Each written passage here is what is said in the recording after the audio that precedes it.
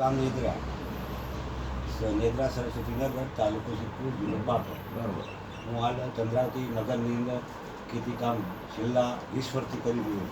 બરોબર. એમાં ઉનાળુ બાજરી લગભગ 4 થી 5 વીઘા વાવું છું. બરોબર. એક વીઘે હું લગભગ 70 થી 80 મણ ઉત્પાદન બાજરીનું કરું છું બરોબર. છેલ્લા 10 વર્ષ. અને આ કેટલા વિપુલ ટાઈમથી? એગ્રો આ કેટલા ટાઈમથી વાપરો તમે? અરે ગઈ સાલથી વાપરી હતી મેં. બરોબર. બરોબર.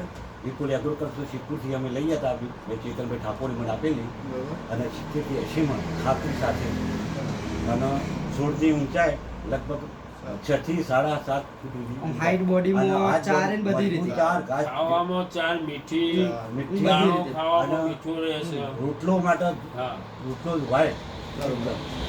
મીઠા સારી છે મીઠા કેમ? સારી રહે, ઉત્પાદન પણ ઉત્પાદન સારું. સારું. ફરક પડે. એટલે ખાસ જેમ ખેડૂત મારા મિત્રોનું ખેડૂત કહેવા ભાઈઓ માંગો તમે? મિત્રોને હું જણાવું છું કે ભાઈ જો તો ચેતનભાઈ એગ્રોકર વિપુલ ટોળાથી તમે આ બિયારણ ખરીદી જ જો. હા. બરોબર. આમ તમને સંતોષ છે ને? અને મને સંતોષ હા. વધતા એટલે જ હું મારા મિત્રોને ખેડૂત ભાઈઓને કહું છું હું માટે કમિટીના જે મિત્રોની સાથે હું લઈ આ જાઉં. હંગાતે લઈને આવ્યા બરોબર. હા બરોબર. સાચી. અને તો તમે ખેડૂતને સારું આપો તો હા. ખેડૂત ઓટોમેટિક આવવાનું જ છે. આ બરોબર. રીતે આ જોડે બિયારણ એક વાવવાનો લાયા. આગ્રહ રાખો, જેથી કરીને તમારું સંતોષપૂર્વક બાજરીનું ઉત્પાદન લઈ લઈ શકશે. શકાય. એની એની હાઈટ પણ સારી છે, એનું ડુંડું કહણું પણ લંબાઈમાં સારું છે અને ખાવામાં મીઠાશ વાળો રોટલો બને છે.